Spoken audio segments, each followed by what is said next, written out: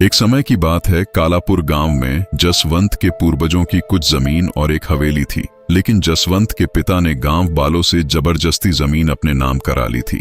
इस कारण वर्षों से उस पर केस चल रहा था। लेकिन आज जसवंत के फेवर में फाइल क्लोज हो गई थी। आखिरकार आज हमारे पूर्वजों की हवेली हमारी हो गई। चलो चंदा, सामान पैक करो, कब तक इस छोटे से घर में रहेंगे। दोनों लोग कालापुर के लिए निकल जाते हैं और साथ में एक नौकर रघु को ले जाते हैं। जसवंत और चंदा ने अपने घर में प्रवेश किया।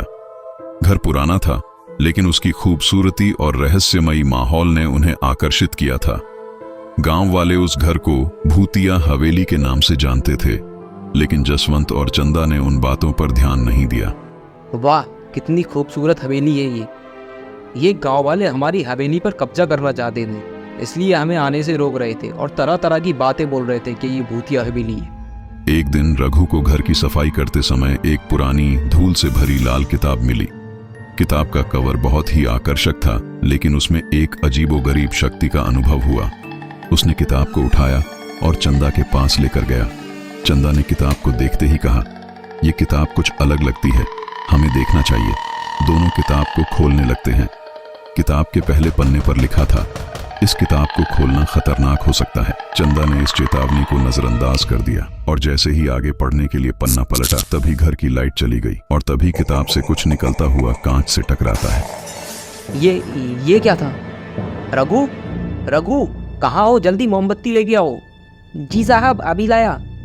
गांव में ही लाइट की सबसे ज्यादा समस्या है। थोड़ा सा मौसम खराब हुआ नहीं कि लाइट चली गई। रघु मोमबत्ती लेके आता है। बाहर जोर जोर से बिजली चमकने लगी और हवाएं चलने लगी थी। रात होते ही अजीब घटनाएं शुरू हो गईं। दरवाजे खुद ब खुद खुलने लगे, खिड़कियां बिना हवा के बंद होने लगीं और घर के चारों ओर अजीब सी आवाजें गूंजने लगीं। चंदा को लगा कि वह शायद बहुत ज्यादा सोच रही है, लेकिन कुछ देर बाद चंदा को लगा कि कोई उसके बिस्तर के पास खड़ा है। उसने डर के मारे आंखें बंद कर ली, लेकिन उसकी सांसें तेजी से चलने लगीं। उसने जसवंत को जगाने की कोशिश की, लेकिन जसवंत गहरी नींद में था। अचानक किसी ने चंदा के कान में फुसफुसाया, किताब को वापस रख दो, वरना बुरा होगा। चंदा की डर के मारे चीख निकल गई और जसवंत जाग गया। यहाँ कोई था, बोल रहा था लाल किताब को वापस रख दो। जसवंत ने चंदा को शांत किया और जैसे तैसे रात गुजारी। अगली सुबह दोनों हवेली से बाहर गए। उन्होंने देखा कि गांव में अजीब हलचल है। चंदा, वहां शायद कुछ हुआ है, चलकर देखना चाहिए। दोनों जाकर देखते हैं। वहां 2 व्यक्ति की लाश थी। ये सब कैसे हुआ और इनकी मौत कैसे हो गई? ये सब तुम लोगों के कारण हुआ है। तुमसे मना किया था उस हवेली को मत खोलो, लेकिन तुम लोग नहीं माने।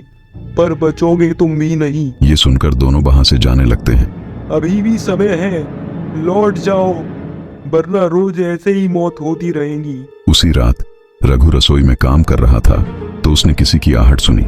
उसने मुड़कर देखा, लेकिन वहां कोई नहीं था।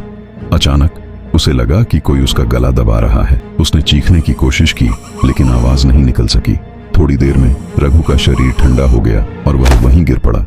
कुछ देर बाद जसवंत रसोई की तरफ जाता है और रघु को मृत पाता है। चंदा, चंदा कहाँ हो? जल्दी आओ। ये रघु को क्या हो गया? देखो चंदा।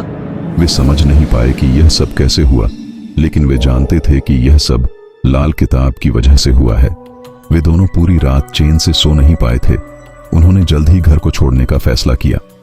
अगली सुबह ही वह दोनों ने उस किताब को लेकर गांव के मंदिर पहुंचे तो पुजारी ने उन्हें देखकर कहा, ये सब वही आत्मा है जिनको तुम्हारे पूर्वजों ने मारा था और इनकी जमीन हत्या दी थी। पुजारी जी, कुछ कीजिए, ये सब रोकने का कोई तो तरीका होगा।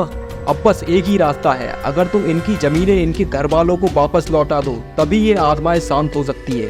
पुजारी ने किताब को पवित्र जल से छिड़क कर एक विशेष मंत्र पढ़ा और कहा, अब ये किताब तुम्हारे लिए सुरक्षित है, लेकिन ध्यान रहे कि इसे कभी भी किसी को न दो और ना ही खोलो।